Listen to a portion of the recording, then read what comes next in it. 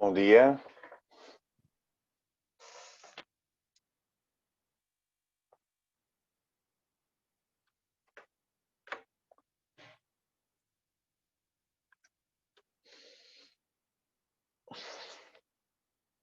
Pronto. Teve uma confusão aqui em casa e eu terminei me atrasando, mas não se preocupe, não volta a acontecer.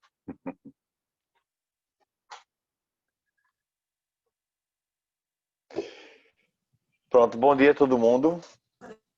Bom dia. Vamos lá, vamos começar. Deixa eu botar aqui para gravar a aula. Tem que jogar o lixo. Foi. É, pronto. Mas tranquilo. Estamos aqui de volta, já está gravando aqui, pelo menos eu acho. Tá sim. Bom dia, professor. Bom dia. É, Vamos lá, como foram vocês de feriadão? Todo mundo tá fazendo assim, eu tô ligado, então beleza. Foi ótimo, professor, e do seu? Foi bom, foi bom. Vamos, vamos lá, vamos relembrar um pouquinho a semana passada. Semana passada a gente viu a parte de empresário. A gente viu o que é empresário, a gente trabalhou aquela definição e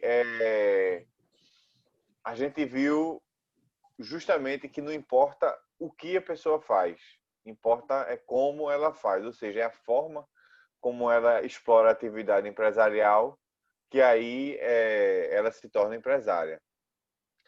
Se eu não estou enganado, eu me lembro até que eu fiz aquele exemplo sempre é o exemplo clássico que todos os livros têm, e aí eu repito porque ele é bem visual. É aquele exemplo do médico. O médico começa na atividade, só ele, aí depois ele cresce e se torna dono do hospital. Aí que nessa hora dá aí o ponto de virada, vamos dizer assim, que a pessoa se deixa de ser atividade simples, né, para agora virar empresário. O foco muda, a pessoa, o foco, eu digo, o foco do seu dia a dia, né? Porque no caso do médico, ele deixa de se preocupar com consultar e tudo mais para agora se consultar com a parte administrativa, é, fazer marketing, cliente, contrato, aquela coisa toda. Então, pronto. E aí a gente vê que nesse ponto de virada ele está explorando os fatores de produção. Esse é o ponto X, que aí muda a situação dele. E aí, junto com aqueles outros requisitos, a pessoa se torna empresário. Beleza. Aí depois a gente viu o. Como é que chama? Diferenciando o sócio do empresário. Isso é importante vocês já terem desde agora essa parte de sócio é uma coisa, empresário é outra, e nem sempre o sócio ele é empresário. Isso é importante. Por quê? Primeiro, porque isso na vida prática é muito útil, né? Você precisa saber que o sócio ele nem sempre é empresário. E outra, é muito importante saber que o sócio ele não vai responder diretamente pelas dívidas da sociedade.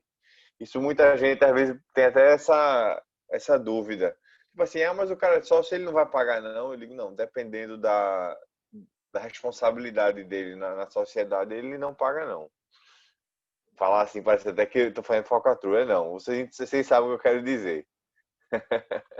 É, mas aí pronto, a gente trabalhou um bocado isso e pronto. Aí eu falei sobre Eireli que veio para justamente tornar o empresário individual, né, com a separação aí de patrimônio, mas agora tem a sociedade unipessoal. Essa é uma outra novidade. Beleza, isso tudo a gente viu aula passada. Eu estou só relembrando para relembrar. Recordar e viver. Vamos embora. E aí, vamos pensar agora o seguinte. Agora vamos já entrar no embalo da aula de hoje. Vamos pensar o seguinte. Eu sou empresário. Sou empresário, não. Quero ser empresário, quero começar uma atividade empresarial. Aí eu vou, sei lá, vamos pensar que atividade. Atividade de sempre, eu vou vender coxinha. Toda vez eu falo esse exemplo. Mas enfim, aí eu quero vender coxinha, tá? Aí eu pego organizo, compro as coisas todas e tudo mais. E agora eu quero começar a vender. Aí eu vou perguntar a vocês e depois eu respondo logo. Tem algum lugar, algum órgão que eu tenha que me inscrever para eu ficar regularizado? A pergunta é essa. E o empresário, tem algum órgão que eu precise me inscrever para eu me tornar regularizado? A resposta é sim, exatamente. A JUSEP. Aqui em Pernambuco é a JUSEP, né, que é a Junta Comercial de Pernambuco. Mas no Brasil, de forma geral, a gente pode dizer que é a Junta Comercial. A lei diz até que você tem que se registrar antes de começar a atividade, entendeu? Antes de começar a atividade, eu tenho que ir na junta e me registrar lá. Aí eu falo, aí vocês podem estar perguntando, oxente, mas a JUSEP é aqui em Pernambuco e nos outros estados tem o quê? É aí um ponto X também. A junta comercial, ela é estadual, ou seja, se eu estou aqui em Pernambuco, né, eu vou me registrar na junta de Pernambuco, que é a JUSEP. Se for na Bahia, também, Rio de Janeiro e por aí vai. Então, aí já vou adiantar uma coisa. Se eu quiser abrir uma filial em outro estado, eu sou registrado aqui em Pernambuco, mas quero abrir uma filial em outro estado. E aí, vou ter que me registrar lá também? Vai registrar essa filial lá no Rio de Janeiro, vamos dizer assim. Aí, e agora? Mas e aqui na JUSEP, precisa fazer mais alguma coisa? Aí eu digo, precisa também. Já que aqui é a matriz, eu preciso também fazer uma averbação daquela filial aqui na matriz, para que aqui fique constando todas as filiais e tudo mais. Mas é sim preciso você se registrar em cada estado que você atua. Isso é importante, que vocês lembrarem que a junta comercial ela é estadual e não nacional. Beleza. Aí eu estou falando aqui que você tem que registrar antes do início da atividade. Eita, mas eu não me registrei. E agora? Comecei a vender a coxinha, mas não me registrei. Vai ter problema. Eu posso dizer que vai ter consequências, né? Você não está fazendo nada ilegal, nem indo contra a lei. Você vai estar agora irregular. Esse é o X da questão. O empresário que não está registrado na junta comercial, ele é o empresário irregular. E aí, quais são as consequências? Aí eu digo, olha, quando a gente for ver sociedade, hoje mesmo eu já indico alguma coisa ou outra, mas a sociedade está nessa mesma situação. Ou seja, a sociedade também tem que se registrar na junta antes do início da atividade. Se ela começar a atividade sem estar registrada, ela já é uma sociedade irregular. Mas antes de dizer as consequências, eu quero que vocês frisem o seguinte, quero frisar para vocês o seguinte. O empresário que não está registrado, ele é empresário. Ele só não é regular. Isso é um ponto importante que só também. Eu já vi até questão sobre isso por aí. Tecnicamente falando, a pergunta podia ser feita assim. O registro na junta comercial, ele é constitutivo ou declaratório? O que eu quero dizer com isso? Constitutivo seria se só através do registro a pessoa fosse considerada empresária. Ou seja, sem o registro a pessoa não seria empresária. Isso é que é um registro constitutivo. Declaratório não, está declarando uma coisa que já existe. Para que vocês entendam esse termo, esses dois termos, declaratório e constitutivo, eu normalmente uso o exemplo de uma sentença. Não sei se vocês estudaram sentença em processo civil, mas existem vários tipos de sentença. E algumas delas são a sentença declaratória e a sentença constitutiva. Aí um exemplo de sentença declaratória é bem tranquilo, é bem visual, que aí vocês entendem o que é esse termo declaratório. Então, pensem o seguinte, já que não tem ninguém, na sala de aula é mais divertido, que eu fico olhando na cara de vocês, mas deixa eu pensar aqui. Vou imaginar pessoas, sei lá, João, não, melhor ainda. Joãozinho nasceu e aí a mãe dele, Joana, como é que chama? Criou ele. Criou ele e tal, sozinha. Não teve pai. Não era casado, não teve pai, não. Aí criou pra lá. Quando o Joãozinho teve 18 anos, aí Joana pegou e disse a ele, ó, Joãozinho, João é teu pai. É uma criatividade para nome. João é teu pai. Pode ir lá falar com ele e tudo mais. Aí João vai e fala, Joãozinho vai e fala, João, ó, eu sou seu filho, é, não vai me assumir não, não sei o quê. Aí João pai, eu sou teu pai não, vai-te embora. Aí Joãozinho pega, entra com ação de investigação de paternidade, etc. E faz tudinho. Vai teste DNA, o barraco todo. E aí, no final, sai dizendo que João é pai de Joãozinho. Pronto. Aí o juiz dá a sentença, né, de declaratória de paternidade. Mas aí vem a pergunta. João se tornou pai de Joãozinho naquela hora ou ele sempre foi pai de Joãozinho? E ele só não assumiu? A resposta é um tanto óbvia, né? Porque naquela hora Joãozinho já tinha 18 anos. Ele começou a ser pai na hora lá do bem e bom. Lá atrás. Então isso é uma sentença declaratória. É uma sentença que diz o que já é. Entendeu? Pronto. Isso aí é só para vocês pensarem aí no termo. Porque trazendo agora para a junta comercial, a inscrição na junta comercial ela é declaratória. Ou seja, a pessoa já é empresária, mas agora vai ser empresária regular. É isso aí. Aí eu parei justamente nas consequências. Eu disse, aí, o que de consequência surge para o empresário irregular? Assim, de início, eu posso dizer o seguinte, que o empresário irregular, ele não vai poder pedir nem recuperação, nem ele mesmo pedir a sua falência. Que é possível você pedir sua própria falência, isso não tem problema nenhum. Mas você não pode pedir recuperação judicial. Por quê? Porque a recuperação judicial só é permitida para quem é regular. Então, se eu sou irregular, eu não posso pedir a recuperação judicial. E eu não vou pedir a minha falência. Falência é diferente porque é o seguinte, se um terceiro pedir a falência, se uma outra pessoa chegar e pedir a falência do empresário, mesmo esse empresário estando regular, irregular, o juiz vai e decreta a falência. Mas vamos pensar em recuperação para que vocês não se confundam. Óbvio que a gente vai estudar falência, mas aí já é outro semestre.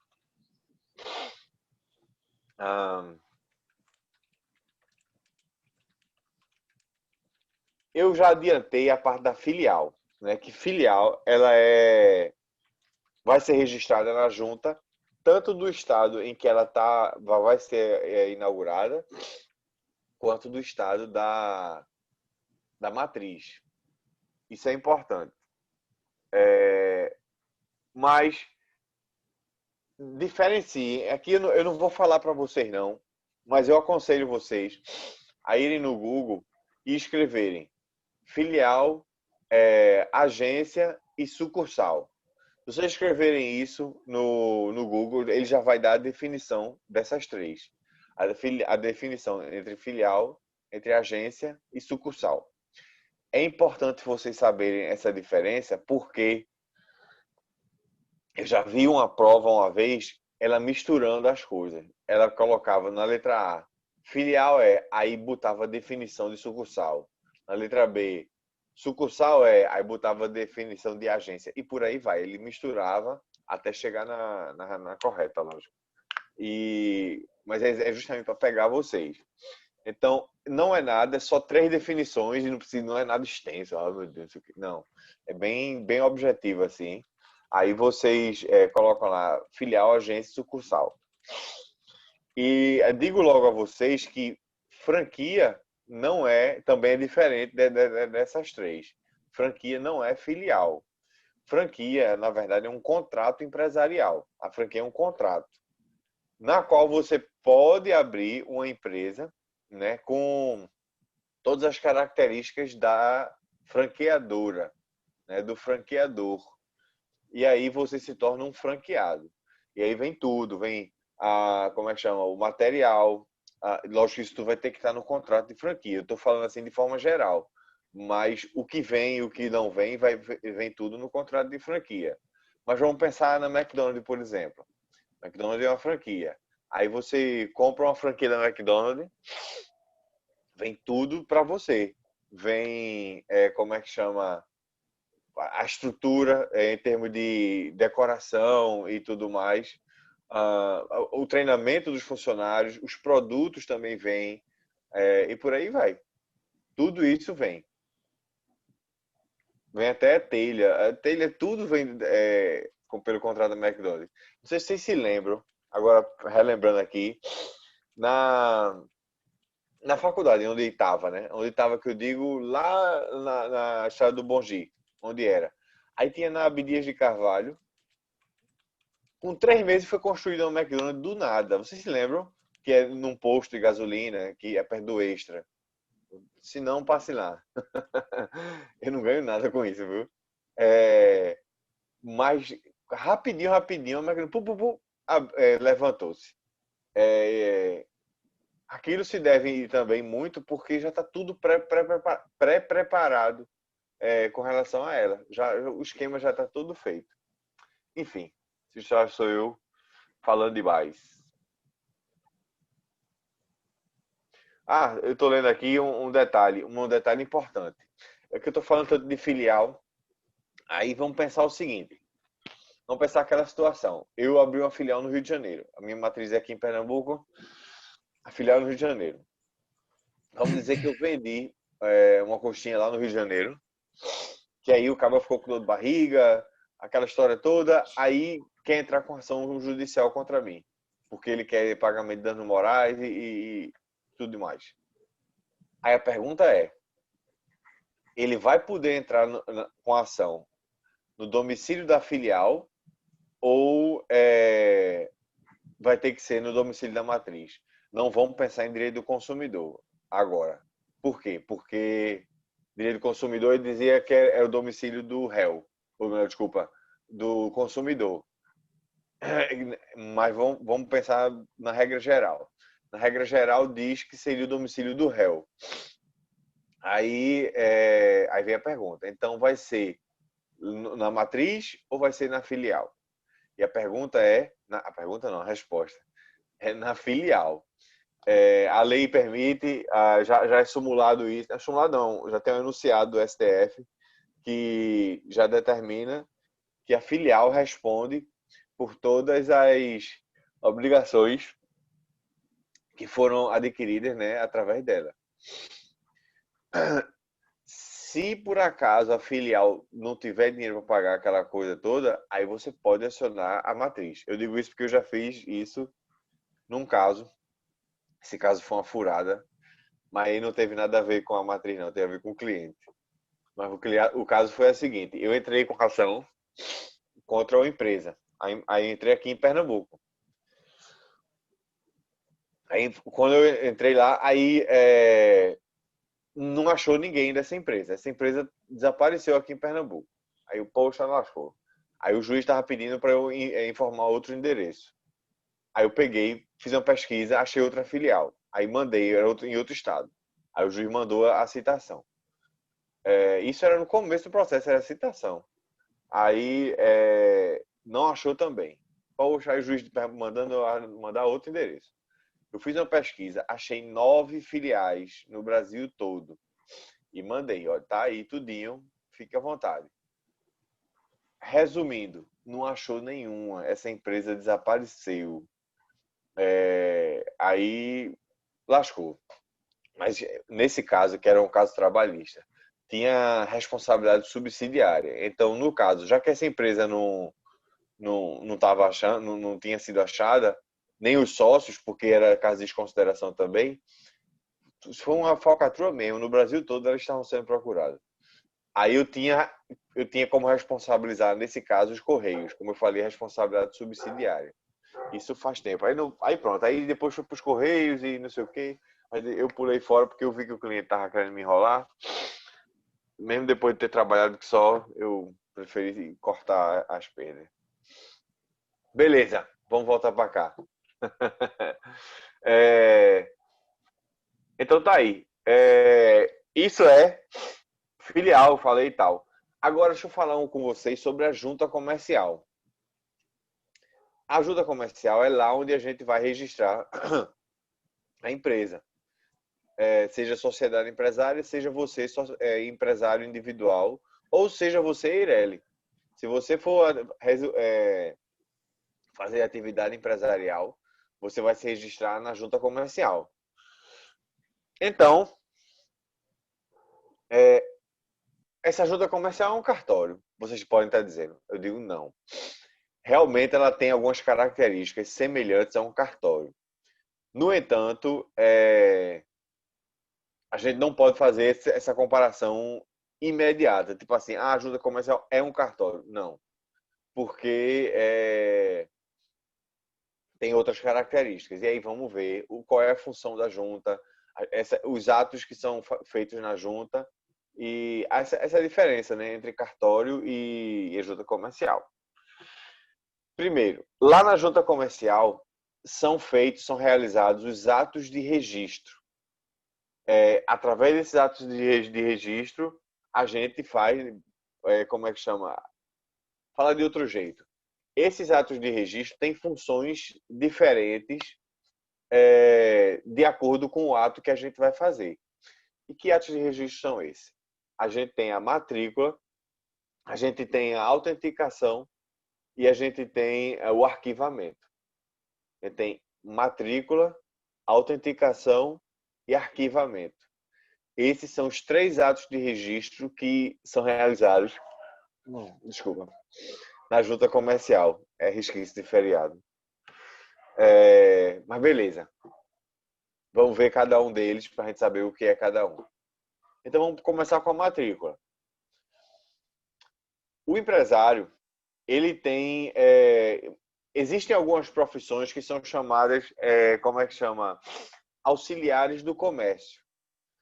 Quem é que são esses profissionais? E que profissões são essas? Aí são, por exemplo, tradutores,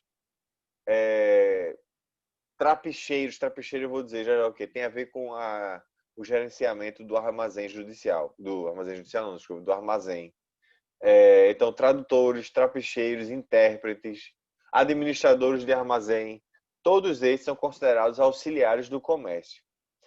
Essas profissões, elas se registram na junta comercial. Porque se o empresário estiver precisando de alguma dessas funções, algum desses profissionais, ele vai e consegue achar o acesso a esses profissionais na junta comercial. E o ato de registro que registra, estou sendo redundante, mas o ato de registro que registra esses profissionais é a matrícula. Então, todos esses profissionais se matriculam na junta e ficam lá disponíveis ao empresário. Por curiosidade, vocês podem até, acessar o site da JUSEP, né, da junta aqui, e lá vocês vão ver o acesso. Por exemplo, aí eu vou lá em serviço aqui, aí vejo tradutores. Aí eu clico lá em tradutor. Normalmente era assim, eu passava o mouse e já abria outra aba, aí mostrando as línguas, né, os idiomas. Aí tem francês, espanhol, inglês, etc. Aí eu ia lá no idioma, sei lá, francês. Aí tinha lá os tradutores, entendeu? E assim você tinha acesso a isso aí. Intérprete também. Enfim, todo esse pessoal está lá disponível na junta comercial. Isso aí é através da matrícula, é um ato de registro da junta comercial da matrícula que esses auxiliares do comércio vão se registrar lá na junta. Beleza. Em seguida, a gente tem outro ato de registro, que é o arquivamento. O arquivamento em si, aí é quando a gente, simplificando assim, estou falando bem simplório, mas é quando a gente, vamos dizer assim, se registra efetivamente, pelo menos é o que a gente imagina que seja, se registra na empresa, ou registra a empresa. Se eu sou empresário e vou lá me registrar, eu vou fazer um arquivamento. Se eu sou uma sociedade empresária e vou registrar meu contrato social e etc., eu vou fazer um arquivamento. Mas o arquivamento não é só isso. Por exemplo, se eu sou uma sociedade empresária e agora eu quero sair de sociedade limitada, que é para virar sociedade anônima. A operação é transformação. Mas eu vou registrar como essa transformação na junta comercial? Através de arquivamento. Eu acho que foram vocês que perguntaram se eu podia sair de Eireli para a sociedade empresária. Eu digo, pode sim, faz justamente essa transformação. E aí você vai na junta e faz esse registro, que é o arquivamento. Então, o arquivamento é... Pronto, tá aí. É esse ato de registro que, vamos dizer assim, que arquiva os papéis, né, do empresário e tudo mais, os papéis de constituição. Beleza, agora tem o último. Tem o último ato. Alguma pergunta a vocês? Então, professorinha, essas mudanças que se faz de vez em quando, de endereço da empresa, ou troca de sócio, essas coisas, tudo é arquivamento. Isso aí é alteração no contrato, no contrato social, e aí é o arquivamento. É tudo lá. E foi boa essa pergunta, mas isso aí já é mais para empresarial 2 não, para o final do semestre. No final do semestre a gente vai falar sobre contrato social. Mas é possível sim, lógico, alterar endereço, acrescentar mais sócios, aquela coisa toda. Enfim, mas vamos voltar para cá. Eu já ia me empolgar e falar sobre essa parte de contrato social, mas vamos deixar para o final do semestre, é melhor, porque aí eu vou ver tudo junto e a gente constrói o pensamento. Último ato de registro. A gente viu matrícula, arquivamento e agora a gente vai ver autenticação. Autenticação é o nome meio que está dizendo, né? É uma forma da junta comercial autenticar e dar publicidade aos atos. Deixa eu dar um exemplo. O exemplo não, deixa eu dizer como é que faz para vocês captarem o espírito da coisa. Imagina não, o empresário, inevitavelmente, ele vai precisar de contador. Entendeu? Eu até digo o seguinte, que normalmente é meio que vamos dizer assim, é gradativo. O empresário começa e diz, não, eu vou fazer tudo, não precisa contratar ninguém não, não sei o quê. Aí ele começa a fazer as coisas, aí ele vê que essa parte aperta. Ele precisa ter um controle grande, negócio de pagamento de empregados, de imposto, é muito. Aí ele contrata o contador. E é inevitável, ele vai, é o primeiro, vamos dizer assim, que ele contrata. E não é regra não, isso é só eu falando mesmo. Aí ele contrata o contador. Aí depois, aí beleza. Agora depois começa a vir as broncas. Bronca no sentido de quê? De que os empregados começam a botar ele na justiça, quando ele bota para fora. Ou até mesmo ele tem que ir para a justiça para pedir algum, sei lá, reavaliação contratual, enfim. Aí ele contrata quem? O advogado. Então, é mais ou menos essa escadinha. Vem o contador, mas depois também vem o advogado. Mas falando agora de contador, isso é só para vocês visualizarem. Em termos de contador, o contador não, fala da empresa ainda. A empresa, né, o empresário, sociedade empresária, tudinho, ela tem documentos de registro não, documentos contábeis que são particulares dela, mas que também denotam a regularidade dela. Para que haja publicidade de certos atos e tudo, e para, vamos dizer, autenticar, aí eu já estou dizendo aí o nome, para autenticar esses documentos contábeis e tudo, ela vai na junta comercial e registra esses documentos contábeis. Registro através da autenticação. No final das contas, é mais ou menos assim. Você chega lá, apresenta os documentos, como é que chama? A junta carimba com a data e tal e assina. Porque assim fica visível, né? Fica lá que aquele documento é referente àquela época específica. Aí diz, mas e se eu apresentasse de outro jeito? Eu não ia ter essa mesma, como é que chama? Essa mesma função, não? Eu digo, pensando na boa-fé, né? Todo mundo, quando apresenta um documento, é referente a uma data específica e etc. No entanto, a gente sabe que nem todo mundo tem boa-fé. Então, aqui já vou dar como é que chama? Vou adiantar uma coisa que eu vou falar hoje ainda, é sobre os livros empresariais. Esses livros empresariais, eles são, eles têm, vamos dizer assim, cunho, estou fugindo o nome aqui, eles servem como prova, cunho probatório, lembrei do nome agora. Eles servem como prova. Mas é muito fácil você, tipo assim, o juiz agora, olha, eu quero ver seus livros empresariais. Aí você, tá certo. Aí chega na véspera, faz os livros e apresenta. Tá entendendo? Isso porque o livro não era autenticado. Porque se o livro for autenticado, ele vai lá, ele já está lá com carimbo, aí o juiz vê aquilo, como é que chama? E sabe que aquilo é daquela data e as informações estão corretas. Então, esse é o cunho probatório que os livros têm. Beleza. Então, tá aí essa parte como é que chama? Da autenticação. Vou explorar já isso, essa parte dos livros empresariais. Por quê?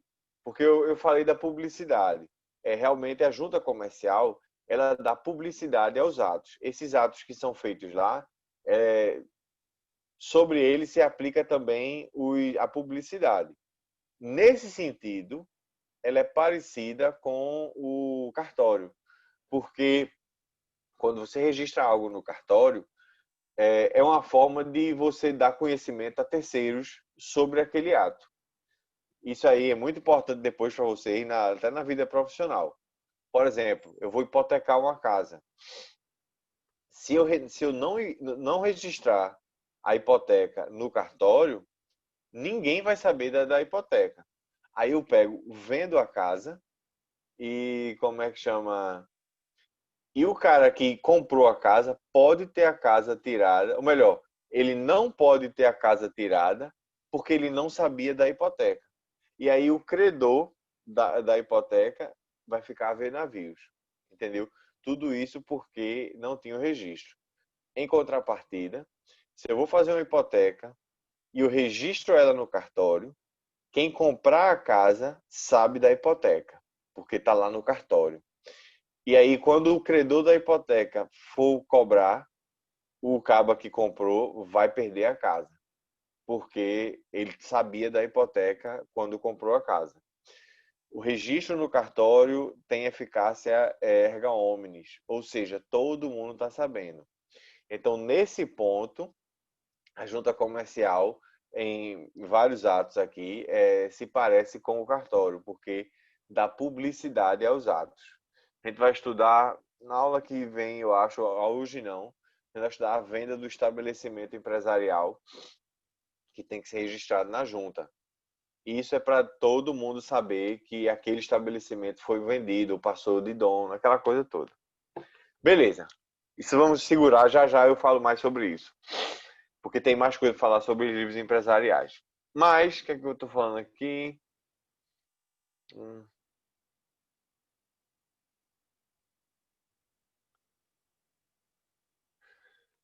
Eu estou aqui indicando o seguinte, vamos pensar no arquivamento agora.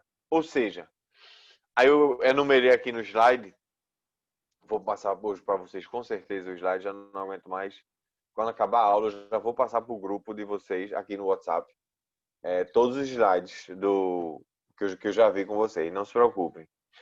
Então, eu estou aqui vendo o slide e eu transcrevi o artigo da lei que enumera os atos de arquivamento. Então, mas, para o título de exemplo, vamos simplificar e vamos pensar que é aquele ato que é de verdade, mas é porque tem outros atos também.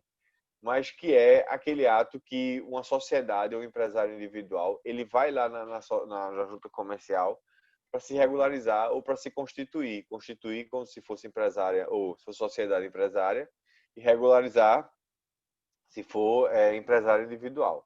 Então, eu vou lá, né, me registrar. Esse é o arquivamento. Então, como eu estou falando de sociedade empresária, mesmo que sem a gente estudar sociedade empresária, vocês já devem saber que é preciso ter um contrato social.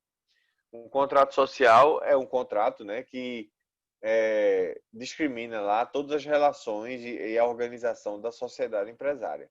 E eu vou lá na junta comercial registrar isso. Lógico que tem mais documento, mas vamos pensar no contrato social. Aí vocês podem perguntar, mas tem prazo para entrar na junta comercial com esse contrato? Aí eu digo, tem. A gente viu que é preciso se registrar antes do início da atividade, né? Então, isso aí é o ideal. Antes de você começar, você vai lá e registra o seu contrato empresarial, seu contrato social, lá na junta comercial. Beleza. Mas imagina que a sociedade ela já começou a atividade e não se registrou na junta. Aí o prazo surge aí. A partir do momento que você assina o contrato, está lá assinado, com a data, você tem 30 dias para se registrar na junta comercial. Se você se registrar nesses 30 dias, dentro desse prazo, mesmo você tendo começado como irregular, porque entenda, eu assinei aqui, né, nesse marco, passou-se 29 dias. Ou seja, nesses 29 dias eu estou irregular. Mas aí eu entrei dentro dos 30 dias, eu fui lá e registrei minha empresa. Então, o que é que vai acontecer? O registro, que foi aqui no final do prazo, ele vai retroagir. Ou seja, ele vai tornar minha empresa regular desde o começo, se for dentro dos 30 dias. Agora, se eu exceder os 30 dias, se eu passar dos 30 dias, eu comecei como irregular e depois, sei lá, de 70 dias, eu entrei lá na junta para me registrar. Aí qual é o efeito disso? O efeito disso é que a decisão de registro não vai retroagir. E nesse período aqui, eu vou ser visto como irregular e vou responder como tal, sendo regular somente a partir do registro em diante. Esse é o prazo que é importante saber, porque tem a ver com a regularidade da empresa e tudo mais. O que mais? Como é que são feitas essas decisões na junta comercial? Ou seja, e aí, vai registrar, mas quem é que decide se registra ou não registra e tudo mais? Tranquilo. Em regra, a decisão posso dizer assim, singular.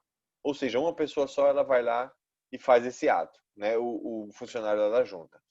Mas quando a decisão ela é mais complexa, então aí vai para um órgão colegiado, ou seja, vai para uma pessoa, né? Uma pessoa não, um grupo de pessoas que vão lá decidir isso aí. Isso acontece normalmente quando é registro de sociedade anônima, tem a ver com transformação para sociedade anônima, esse tipo de coisa. Coisa mais grandiosa, uma cisão, fusão ou incorporação de empresas, tudo isso normalmente vai para o órgão colegiado lá da junta comercial. Mas, via de regra, é um órgão singular, uma pessoa só, ela faz tudo isso aí. O outro detalhe é o seguinte, na junta comercial, a análise é feita, a análise é formal. Ela não entra no mérito. Se for para entrar no mérito, aí já vai para o juiz, é coisa de tribunal. Mas na junta é análise formal, ou seja, se os documentos estão todos ok, se as assinaturas estão todas ok, aquela coisa toda. O mérito fica para depois e é outra situação. Mas aí você entra lá com o registro e tem um vício, ou seja, não tem uma assinatura, o documento já tem validade, como é que chama? Já extrapolou a validade. Aí está viciado. Então, se esse vício for sanável, a própria junta ela dá um prazo para você sanar esse vício, né? Agora, se for insanável, lógico que vai ser indeferido e aí tem que entrar de novo. E pronto. Aí já estou falando aqui da publicidade, já falei. Aí agora vamos para a escrituração contábil. Só um detalhe. Apesar do contador ele ser extremamente útil para atividade empresarial, ele não é matriculado na junta comercial. Ele não está naquelas profissões que estão matriculadas na junta. Você vai atrás do contador mesmo. Mas é essencial. É como eu digo, é a escadinha. Você acaba vai se meter bravo. O ideal seria que o empresário já começasse com esses dois. Tanto com o contador quanto com o advogado. Porque, inevitavelmente, eles vão ser precisos. Principalmente se a empresa começar a crescer. Se a empresa começar a crescer, vai surgir ações e coisa. Mas o advogado, ele não só trabalha no contencioso, ou seja, no tribunal, indo lá fazendo ação. Não, ele faz muito da parte preventiva e de organização mesmo da empresa. Então, o advogado e o contador estão lado a lado e os dois têm que dialogar, sim, para verem qual é a melhor decisão para a empresa. Certo? Beleza, agora então, falando em contador tanto, vamos falar dos livros empresariais para, como é que chama? Para um empresário. O empresário, ele tem que, quando eu falo empresário, serve para a sociedade empresária também. Vocês lembram que o termo empresário, pela lei, indica tanto o empresário individual quanto sociedade empresária. E também a Eireli, tá tudo aí no meio. Então, o empresário, né, todos esses, precisam fazer 2 balanços patrimoniais no ano, no mínimo.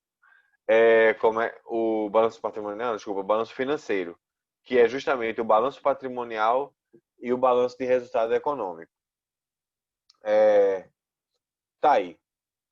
Esses balanços ele vai autenticar na junta comercial, né, que é o que eu acabei de falar. Os balanços eles são registrados, aí tem várias formas, pode ser livros, aí estou vendo aqui, conjuntos de fichas ou folhas soltas, conjuntos de folhas constituídas, microfichas, enfim. O comum é que sejam livros, mas hoje em dia, e aí vem a modernização, está havendo muito esse arquivamento através de... Arquivamento, não o ato de registro, atenção, mas através de... Como é que chama? Documento virtual. Mas isso aí é o contador quem faz todos os pormenores e tudo mais. O livro obrigatório que é preciso ter, falando agora de registro dos dados contábeis e etc., o livro obrigatório que é preciso todo empresário ter é o livro diário. Os outros livros são facultativos. Eles são extremamente úteis. Eita! É hoje que eu só chego amanhã. Não, mas eles são extremamente úteis. Voltando a falar dos livros. Mas o livro que a lei exige que tenha, que o empresário tenha, é o livro diário. Beleza.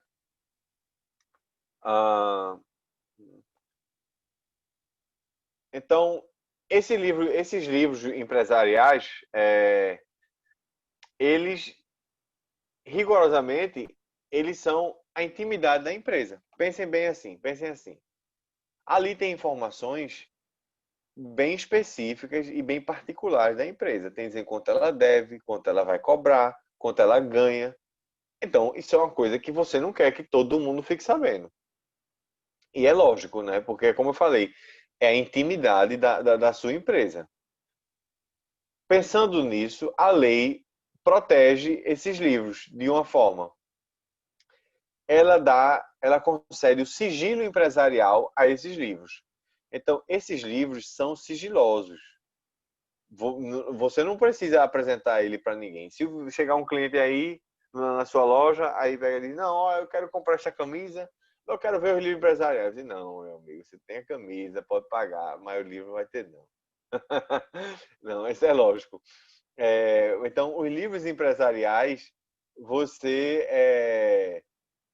eles são sigilosos, então você não precisa apresentar eles a ninguém. No entanto, existem exceções, é lógico, em direito sempre tem exceção. Então, que exceções são essas? A exceção é se for um agente fazendário no exercício da profissão, ele for na empresa, né, e pedir para ver os livros. Então, lógico, você vai ter que mostrar. Então, seja da Receita, né, da Secretaria de... Como é que chama? Da Secretaria de Economia, enfim, agora fugiu o nome. Mas essa Fazenda. parte da... Isso, Secretaria de Aqui o Fazenda. professor ele Só deve faz. apresentar a Aos exceção em agentes direito, por favor. fazendários. Você pode repetir. Agentes fazendários. Então, todo esse pessoal, como é que chama? Você vai ter que apresentar, né? Agora, eu friso o seguinte, eu friso que são essas pessoas no exercício da profissão. Porque imagina que eu seja agente fazendário da Receita. Aí eu vou numa loja comprar uma camisa. Aí eu pego e não, eu quero ver seu livro também. Eu digo, não, você está aqui como cliente. Entendeu? Agora, se eu chegar e me apresentar, não, eu sou fiscal, eu quero ver, então morreu o boi. E às vezes é possível até. O cabo ali, eu tô aqui para comprar, mas eu também quero ver. Tá aqui, aí ele se apresenta como agente e, né, vai lá e vê. Beleza, essa é uma exceção. Mas tem outra. Tem outra que aí, se tiver isso presente, lógico que aí você vai ter que apresentar os livros, que é através de decisão judicial. Então, se um juiz, né, determinar que você apresente os livros, então é lógico que você vai ter que apresentar. Morreu o boi. Isso acontece muito, essa questão de juiz determinar na realização de perícia, né? Quando as empresas estão Também envolvidas em processo, eu tenho feito algumas, e vale frisar, César, que mesmo tendo essa obrigatoriedade de registrar o livro na junta, a junta comercial ela não chancela o livro relativamente aos números, né? Ela não sim, sim. confere os números que estão nos livros, tá? Ela Sim, apenas sim. dá a chancela, né? Ela dá o carimbo, né? O selo nos livros, mas os números que estão registrados ali, eles não dão uma Exatamente. garantia. Tá? Não, eu sei. Esses detalhes eu não vou explorar tanto. Eu quero que vocês tenham uma ideia do que seria. Por quê? Porque agora eu vou falar justamente sobre a eficácia probatória, que envolve essa chancela. Eu já mencionei, mas agora eu vou aprofundar mais. Aproveitando o gancho agora, que a gente falou da chancela e tudo, vamos falar do efeito, né, de um dos efeitos que tem os livros empresariais. A gente acabou de falar do sigilo, agora vamos falar da eficácia probatória. Probatória tem a ver com prova, então é uma eficácia de servir de prova. E é lógico que os livros empresariais vão servir de prova, seja a favor ou contra o empresário. Atenção, não é porque vai ser eu que... Isso vocês devem ter aprendido no processo civil, até em teoria geral do processo, não é porque sou eu que estou apresentando a prova que a prova tem que ser benéfica a mim. Não, não. A prova é do processo. Então, se de repente eu fiz uma falcatrua e está lá nos meus livros, e eu apresento essa prova, me lasquei. Entendeu? Então, isso é para dizer que os livros eles podem servir tanto a favor quanto contra o empresário. Mas vamos pensar na eficácia probatória. Os livros empresariais registrados, né, autenticados lá na junta, eles vão ter essa eficácia, ou seja, eles vão ter esse cunho probatório muito forte para, como é que chama, para o processo. Isso pode ser bom ou ruim para o empresário, mas vai ter lá. Se o livro ele não tiver registrado, aí você diz, então eu não posso usar ele de prova, não. Eu digo, calma, pode. Mas a força probatória dele vai ser, vamos dizer assim, diminuída. Por exemplo, para eu confirmar as informações que estão lá na junta, não, desculpa, no livro, se ele não está autenticado, então eu vou precisar de mais prova, vou precisar de testemunho, vou precisar de mais prova para autenticar aquilo ali. Se ele já vai com o selo da junta, então ele já tem, vamos dizer assim, uma comprovação de que aquilo lá é verdade. Pelo menos essa é a lógica. Essa é a eficácia probatória que os livros empresariais têm. O que mais? Isso aí vocês pegaram. Aí eu transcrevi aqui alguns artigos do Código de Processo Civil. Isso é tranquilo.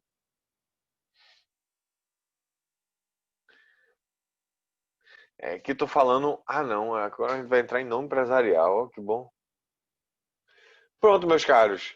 Isso aqui foi a parte da junta comercial e do registro. E que também a gente viu a parte dos livros empresariais e tudo mais. Isso, vamos dizer assim, foi um tópico da aula de hoje. Outro tópico da aula de hoje, que é o último, é a parte de nome empresarial. Então, só uma pausa assim de 2 segundos para que vocês entendam que agora a gente acabou um tópico da aula, que é a parte do registro do empresário, que a gente vai na junta, aí eu falei com vocês todos os atos de registro, depois a gente viu, trabalhando mais a parte dos livros empresariais, a gente viu o sigilo desses livros e essa eficácia probatória deles. E aí pronto, vocês sabem agora o que é que a gente vai fazer lá na junta comercial e, de certa forma, alguma das funções dela também. Então, só fazendo, para finalizar, o paralelo que eu estava fazendo entre cartório e junta. No cartório, você vai lá registrar o documento para dar publicidade a ele e pronto. Né? É mais ou menos por aí. Mas vocês estão vendo que na junta tem muito mais funções do que isso. A junta também dá publicidade aos atos, mas lá na junta tem, vamos dizer assim, tem decisões que são feitas, tem procedimentos que são realizados lá, tudo lá na junta comercial. Ou seja, ela tem mais funções do que só ser um cartório. Por isso que eu não gosto eu não quero deixar a impressão de que, para você responder, a junta comercial é um cartório. Não é mesmo, é mais. Mas tem uma função também semelhante. Beleza. Finalizando essa parte, a gente entra no nome empresarial. Nome empresarial é muito útil por vários motivos. Porque através do nome empresarial, você já consegue identificar até às vezes a responsabilidade dos sócios na empresa. Você já consegue identificar o tipo da empresa que é. Se é uma empresa sociedade anônima, se é uma limitada, se é em comandita simples e etc.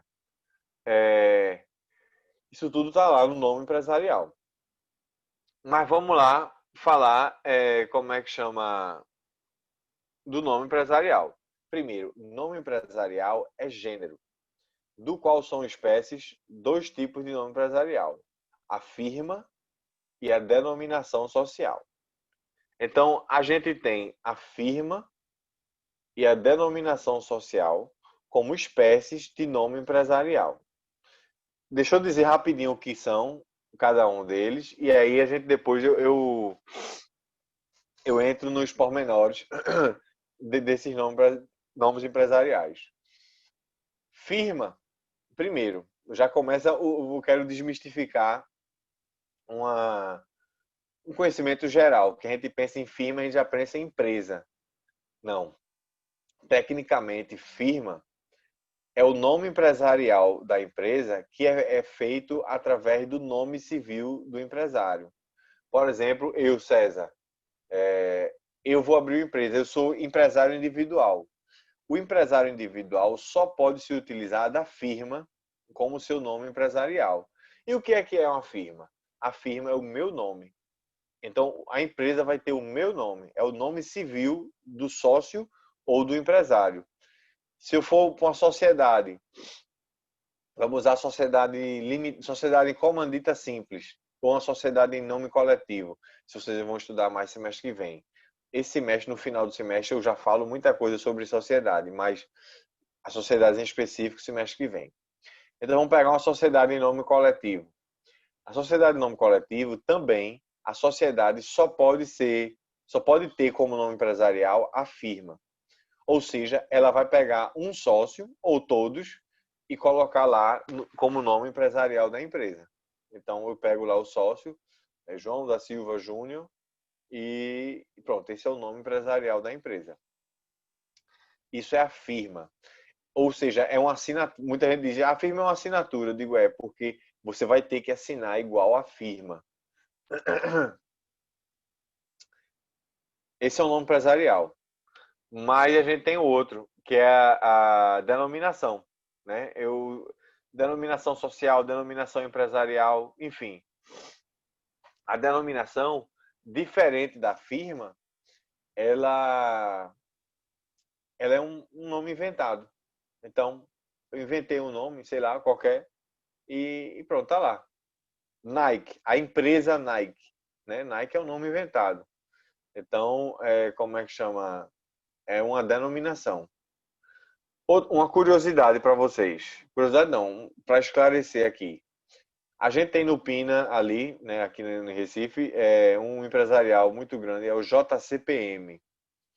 JCPM, todo mundo sabe que é João Carlos Paz Mendonça. Todos vocês sabem, eu sei que tá todo mundo assim, né? Então, o que eu quero esclarecer é o seguinte: apesar de todo mundo saber que aquilo é João Carlos Paz Mendonça, o nome que está lá é JCPM. Então, aquilo lá não é nome de ninguém, aquilo lá são letras e tal.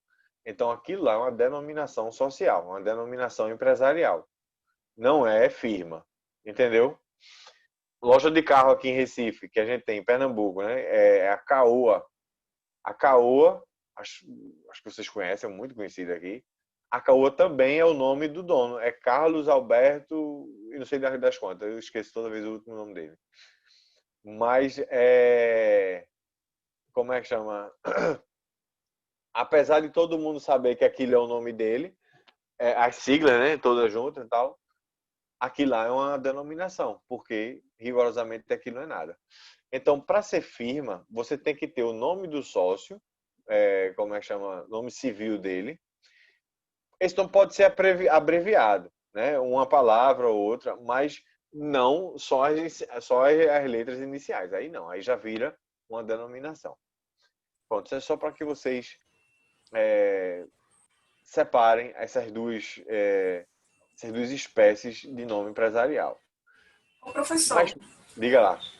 essa denominação social seria o nome fantasia? Não, é isso que eu vou falar agorinha. É outra Eu coisa. não, é outra coisa.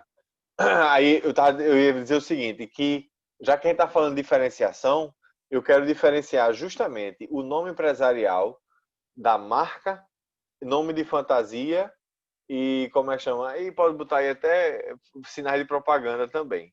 Vamos lá. Marca, nome de fantasia, sinais de propaganda e nome de domínio. Pronto. Todos esses são diferentes.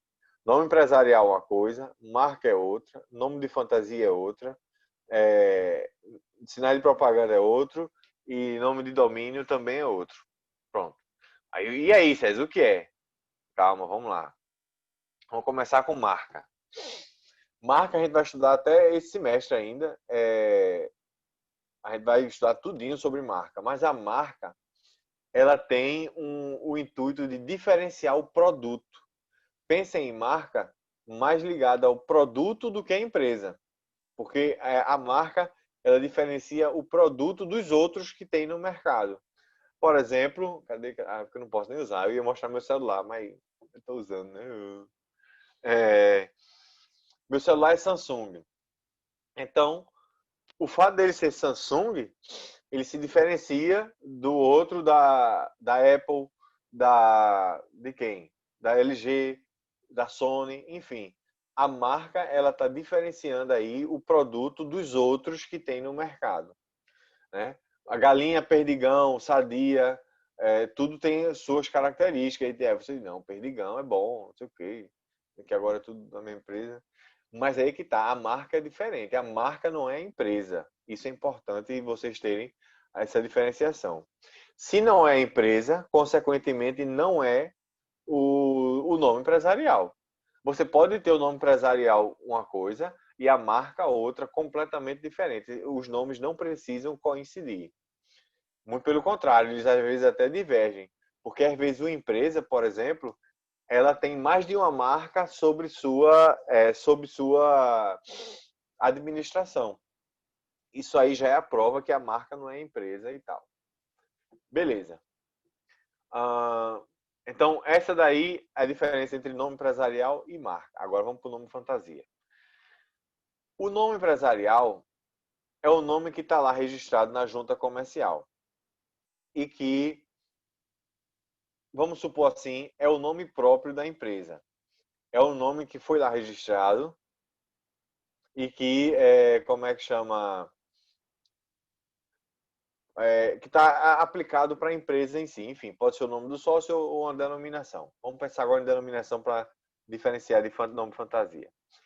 O nome de fantasia, ele é, falando vulgarmente, que é isso que os livros até usam, ele é o apelido.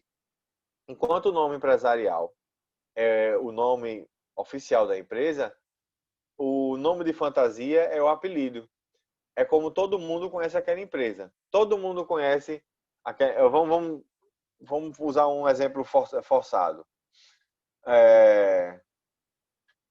Antônio José dos Santos é um borracheiro. Ele foi e se registrou na junta. Ele vai ser empresário individual. Aí, como é que chama? Ele tá lá na junta comercial, Antônio José dos Santos. Mas na borracharia dele tá lá o letreiro. Tonho da Borracha. Estou inventando aqui. Tá lá. Todo mundo conhece como Tonho da Borracha. O letreiro tá lá, não sei o quê. Então aquele é o nome? Não. Aquele é o nome de fantasia. É assim que todo mundo conhece a empresa. Mas aquilo é o apelido. O nome, se ele for emitir uma nota fiscal, tá lá o nome Antônio José dos Santos. Eu não conheço ninguém chamado assim não, viu? Eu inventei mesmo. Mas é para dizer para vocês essa moral da história, que o nome de fantasia não é o nome da empresa. Que normalmente eu fazia isso mostrando meu celular. Eu estou vendo aqui se tem outro celular por aqui, mas não tenho. Mas o que eu quero falar agora é o seguinte, que pode coincidir esses nomes. Esses nomes todos podem ser os mesmos. Mas todos eles designam coisas diferentes. E também é comum que eles não sejam os mesmos. Vou dar um exemplo aqui. Lá no shopping Rio Mar, se bem que agora eu nem sei, né? Fechou tanta coisa. Mas pelo menos tinha uma loja da Samsung. Na loja da Samsung tem lá o letreiro, né? Samsung, só o nome, Samsung. Dentro vendia produto de que marca? Samsung. E qual era o nome empresarial da empresa? Era Samsung SA. Era tudo praticamente o mesmo nome, mas tudo para coisas diferentes. O nome de fantasia é Samsung. Por que eu sei que aquilo é nome de fantasia? Porque o nome empresarial ele tem que indicar o tipo da empresa. E no caso da Samsung é sociedade anônima. Então tinha que ter Samsung SA.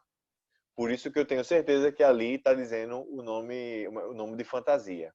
Então o letreiro está lá, Samsung, eu digo nome fantasia. Pego a nota e tem lá Samsung SA. Aí eu digo, pronto, aqui está o nome empresarial.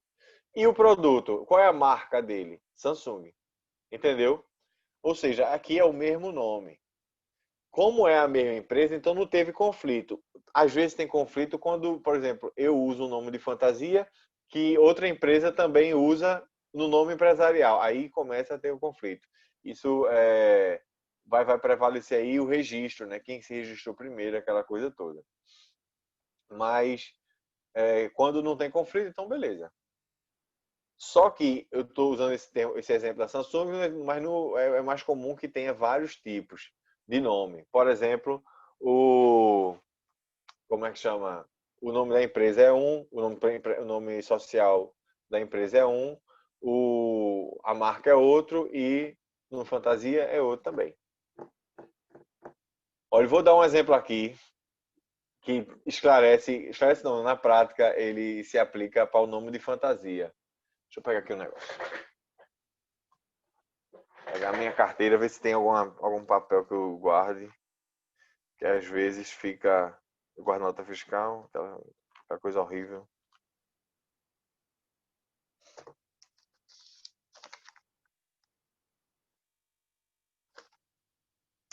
Pronto. Olha aqui. Eu não sei para quem eu comprei isso aqui, mas tudo bem. Aqui eu estou com a nota fiscal. Aqui na nota fiscal está dizendo Brilhante Calçados Limitada Microempresa. ME, né? Brilhante Calçados Limitada ME. Tá aqui. Mas qual foi a loja que eu comprei isso aqui? Porque não foi na Brilhante, foi na... Cadê? Vocês estão vendo? Santa Lola. Santa Lola, nesse caso aqui, é o nome de fantasia. O nome da loja é essa, Brilhante Calçado, não sei o quê. Por isso que às vezes vocês compram um produto, vocês podem comprar um produto e vem o nome de uma pessoa aqui. Vocês foram na loja, qualquer loja, aí quando vem o nome da pessoa. Isso é porque, como é que chama? É o nome de fantasia, né? Que você foi lá na loja. Enfim, agora o exemplo que eu ia dar, esse aqui já ilustra, mas é o seguinte, todo mundo aqui é maior e capaz, né? Na aula. Se forem menor, se retirem, por favor. Não, eu não vou faltar com respeito com ninguém, não. Mas porque isso é verdade, isso é o que se aplica aí na prática. Se uma pessoa, por exemplo, vai para um motel e paga no cartão, pode não ser tão conveniente, porque vem lá, motel, não sei das quantas, usou quantas vezes, né? Então pode gerar problema em casa, aquele barraco todo. Mas eu não estou favorecendo isso, não. Eu estou dizendo que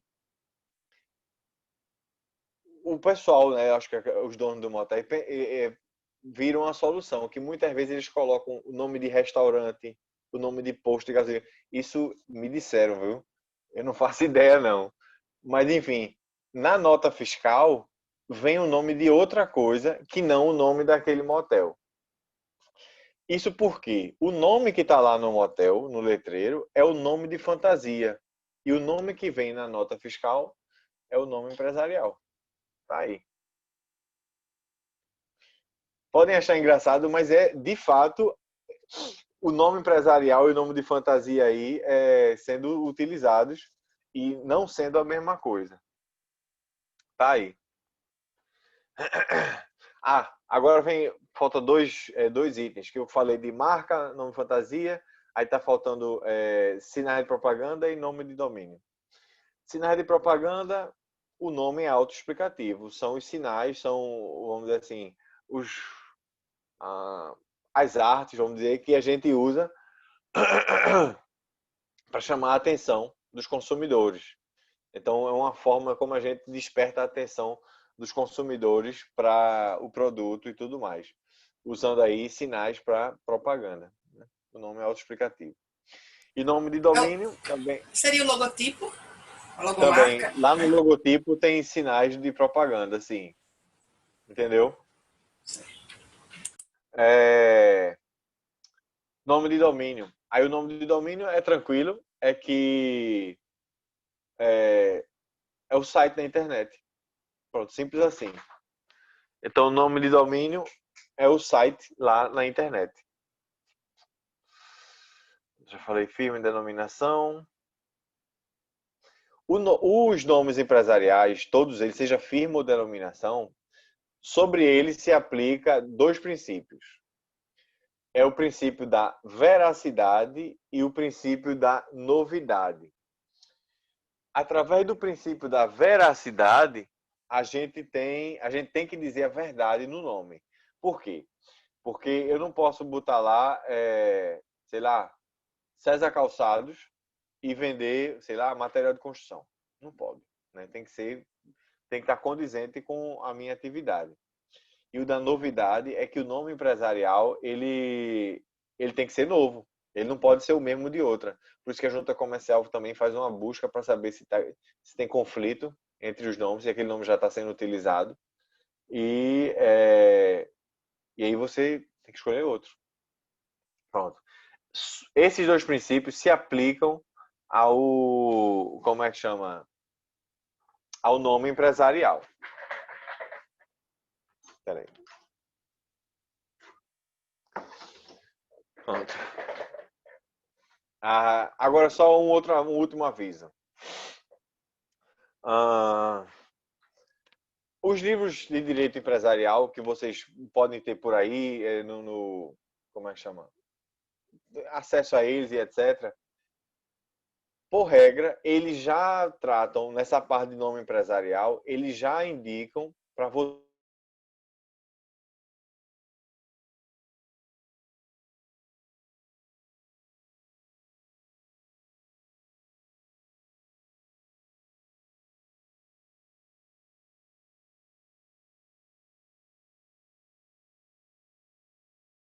Eu prefiro ver isso com vocês quando a gente for estudar sociedades, porque vocês vão entender por que a sociedade em comandita simples tem que usar firma, por exemplo. E aí já estou dizendo, né? Tem que usar firma. Porque a sociedade anônima ela tem que usar a denominação. E isso é bem lógico, mas é bem curioso também. Às vezes escapa da lógica da gente, que é o seguinte.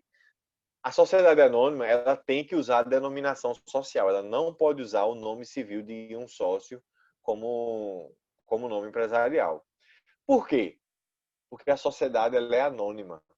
E é isso mesmo. Então, se ela é anônima, ela não pode ter o nome dos sócios revelado e tal. Simples assim. Então, por isso ela tem que ser denominação. Sociedade limitada, ela pode usar tanto firma quanto denominação. Então, ela pode escolher. Ela pode pegar um sócio e colocar lá no nome empresarial e pode colocar uma denominação também, inventar um nome qualquer. Isso tudo eu vou ver mais detalhado com vocês quando a gente for ver sociedades, e essas sociedades em específico. Por quê? Porque aí vocês vão entender o porquê. Por que tenho que usar um nome e não outro. Se eu falar agora, todas as regras e tudo, vai ficar um negócio extremamente decoreba, porque vocês não estão estudando sociedades, ou eu vou ter que dar sociedades para vocês entenderem o nome. Ou seja, vai ficar uma lambança. Porque ou eu vou dar um assunto todinho agora, para vocês entenderem o nome, ou vocês vão só decorar e aí não vão entender. Entendeu? Então, por isso que eu faço isso. De todo jeito, já é importante, desde agora, isso cai em prova, lógico, que vocês saibam os dois nomes empresariais que tem, que é a firma e a denominação, a diferença entre eles, né? Firma é o nome civil, denominação é o nome dos sócios, ou desculpa, ao contrário, é o nome inventado. Aí, de agora, eu já posso dizer o seguinte: se eu vou adotar firma, eu posso ou não indicar a atividade. Então, é aquela história, Antônio José dos Santos, ele pode ou não indicar a atividade dele, como é que chama? Que ele atua. Antônio José dos Santos, borracheiro, borracharia, enfim. Mas se eu usar denominação, eu sou obrigado a colocar o ramo da atividade que eu atuo.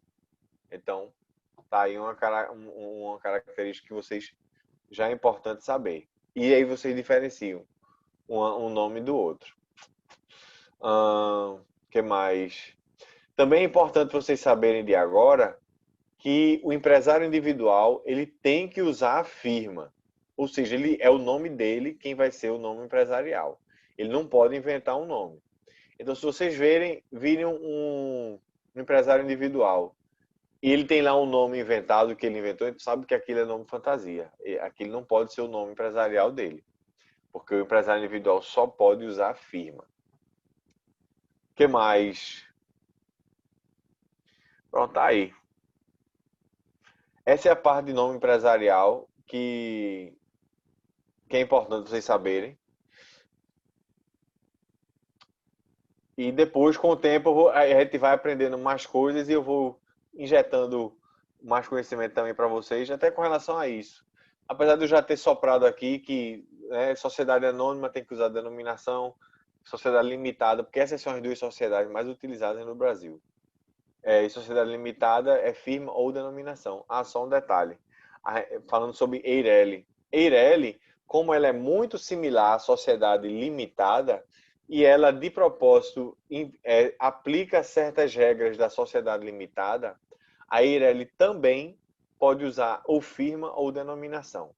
Eu digo isso por quê? Porque eu acabei de dizer que o empresário individual ele tem que usar firma. Aí vocês pegam, e a EIRELI? Porque é o caba sozinho. Não. EIRELI, ele pode escolher um ou outra, porque EIRELI é uma pessoa jurídica à parte. Então tá aí. Beleza, meus caros. Hoje foi isso, foi tranquila. A aula foi curta, mas foi completa. Foi o assunto todinho que eu quero ver com vocês hoje. E vou, como sempre, disponibilizar a aula na internet, no canal lá. E E vou também agora de manhã mesmo, eu já disponibilizo para vocês todo o material, os slides. Então, um abraço para todo mundo. Alguma dúvida? Podem perguntar. Professor, Diga. o senhor pode repetir o segundo princípio do nome individual, do nome empresarial? O primeiro foi veracidade, né? Que as informações têm que ser verídicas. E o outro é o da... Poxa, agora até eu me confundi. Calma. É que o nome tem que ser único. Novidade. Eu ia dizer unicidade, eu já vi que estava errado. É o princípio da novidade. Então, veracidade e o da novidade. O da novidade é que o nome ele tem que ser único, né? Tem que ser novo. Ele não pode ser igual a nenhum outro nome. Tá aí. Obrigada. Nada. Então pronto, vou encerrar hoje, meus caros, e a gente se vê semana que vem. Bom dia para todo mundo, boa semana e divirtam-se. Ok. Obrigada, professor. Tá certo. Tchau, Obrigado, tchau. professor. Tchau, pessoal. Tchau, tchau. Obrigada.